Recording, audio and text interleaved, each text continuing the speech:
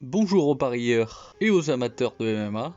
La Fight Night Fioro contre Blanchfield, ça devrait être le cas d'école pour le parieur. C'est un exemple parfait à se remémorer quand il vous prendra l'envie de mettre trop d'argent. Ça vous aidera, ça vous aidera probablement à mettre des petites sommes, des sommes raisonnables, pour que ça reste vraiment du plaisir et du loisir de parier, et pas une espèce d'addiction maladie.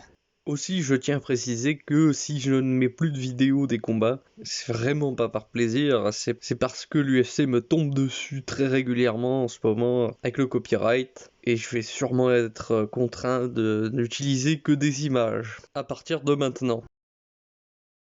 D'ailleurs, petit aparté bien salé supplémentaire, c'est quand même rageant de voir tous ces shorts où celui qui a posté la vidéo, il s'est contenté de sortir des choses absolument inintéressantes comme ah dinguerie, ah truc de fou malade, ou oh il est invincible. Moi franchement ça me donne envie d'arrêter quand je vois que ce genre de vidéos font des milliers, parfois des millions de vues, mais en plus l'UFC ne les strike pas. En plus, l'UFC, là, non, ça va, c'est pas dérangeant. Là, protégé par le fair use, d'accord. Par contre, quand vous faites un commentaire en essayant d'être constructif, non. Non, non, non. Là, pas de fair use. En fait, quand vous vous embêtez à essayer de rajouter, quand vous essayez d'apporter une valeur ajoutée, là, en fait, on vous dégomme. Par contre, quand vous copiez-collez une vidéo sans rien dire de bien intéressant dessus, là, d'accord, ok, non, là, ça va, c'est bien. Enfin bref, voilà, YouTube est assez navrant, sans compter qu'en plus, j'ai eu le même problème avec les musiques. Alors ça aussi, c'est incroyable, hein. Vous payez un logiciel de montage dans lequel il est censé y avoir des bandes son qui sont libres d'utilisation, quoi, libres de tout droit d'auteur, mais vous vous faites striker assez régulièrement parce que vous avez mis des musiques qui sont dans le logiciel de montage. C'est quand même sympathique. Enfin voilà, je vais pas plus vous embêter avec tout ça, mais c'est vrai que là, j'ai traversé un mois difficile. Entre une fatigue assez importante et tous mes problèmes avec YouTube, ça n'a pas été très agréable. Et sur ce, passons à l'analyse du combat. Magomed fait 1m85 pour 191 cm, il est orthodoxe, c'est-à-dire en pied d'appui droitier, il a une garde poreuse qu'il essaye de maintenir sous son menton, mais il a fréquemment les mains au niveau des pectoraux. Il est bas sur ses appuis, si cela peut l'aider pour la défense contre les amener au sol et peut permettre d'accélérer ses tentatives d'amener au sol, ça le rend par contre statique debout et nu à son jeu de jambes.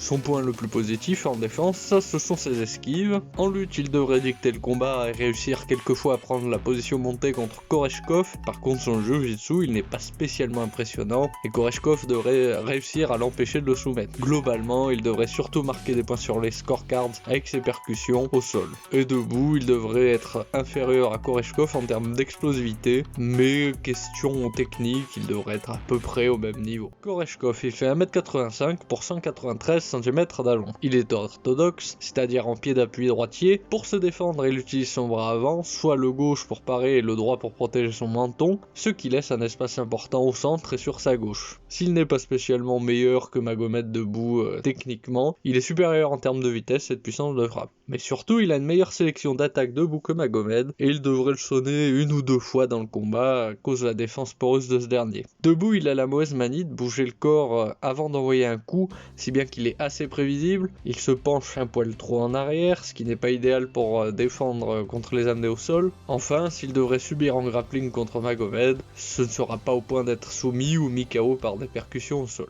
Si Magomed va en grappling dès que possible, il devrait réussir à prendre la position montée, puis à placer des menaces de soumission, de percussion au sol, lui permettant de devancer Koreshkov sur les scorecards, mais il ne devrait pas finir Koreshkov, ce qui devrait donner un combat plutôt ennuyeux. A l'inverse, si Magomed décide de garder le combat debout, là il prendra un vrai risque de finir KO au premier ou au deuxième, parce que Koreshkov est explosif et que Magomed n'a pas une défense irréprochable. Du côté des paris, Magomed à 1,55 et Koreshkov à 2,55, c'est disproportionné pour un combat qui est plutôt serré. Aussi 1,70 et 1,95 Koreshkov, ça semble plus juste. Et ce sera tout.